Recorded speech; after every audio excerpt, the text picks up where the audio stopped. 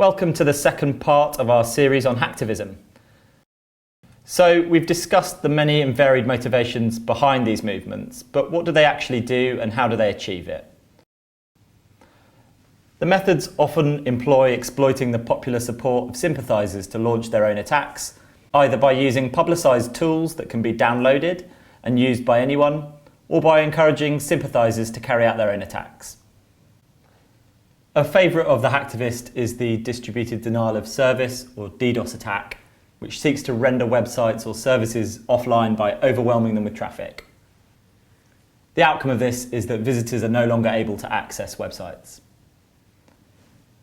Defacement, which is the online equivalent of graffiti or murals and seeks to gain access to and vandalise websites, often plastering messages across pages in support of causes or claiming responsibility. So-called doxing, or the act of revealing information about a target publicly, often in an attempt to de-anonymise or embarrass individuals.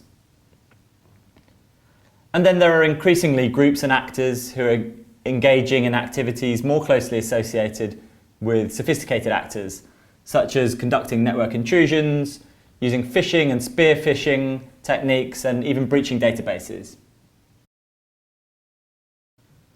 The most famous of all hacktivism groups, and the one that laid down the blueprint for other hacktivist groups, was Anonymous. Since the inception of the group, members, or so-called Anons, have announced now hundreds of campaigns, each one gaining different levels of following depending on popular support for the idea.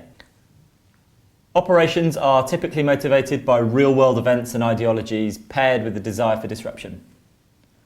Early campaigns, such as Operation Payback in 2010, targeted DDoS attacks at the websites of banks who had withdrawn banking facilities from WikiLeaks.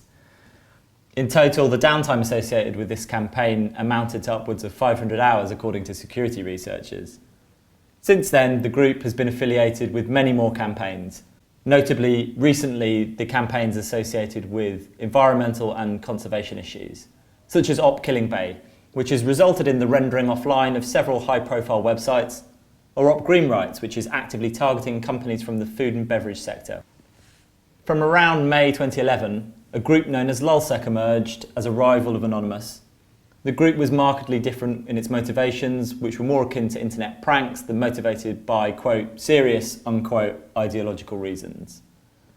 That being said, the damage they inflicted over the few years that members of the group were active was significant. They targeted both government and corporate entities with a variety of network attacks, including SQL injection as well as DDoS. Another group similar to LulzSec was Lizard Squad, famous for their disruption of the Microsoft Xbox Live and Sony PlayStation network over Christmas 2014. GoSec Group, which had previous links to hacktivist activity and began as a cyber vigilante group, now claim to be using techniques akin to traditional intelligence gathering in support of anti-jihadi and anti-ISIS motivations. This represents an interesting shift away from traditional hacktivist techniques. Team Poison came to the attention of the public in 2011 after exposing LulzSec members and defacing the website of one, as well as their several high-profile attacks against targets including Tony Blair and NATO. Recently, a group using the notoriety of the name Team Poison have re-emerged, positioning themselves as grey hat hackers, indicating their ambiguous intentions.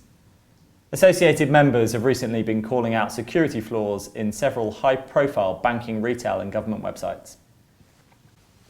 Nowadays, the hacktivist landscape has become more complex than ever before, with multiple groups and a broadened set of attack techniques, as well as varied motivations. Understanding these motivations and techniques is important for organisations to inform their security postures, and at Digital Shadows, that's part of what we do. Thanks for listening. Please follow the link for further information.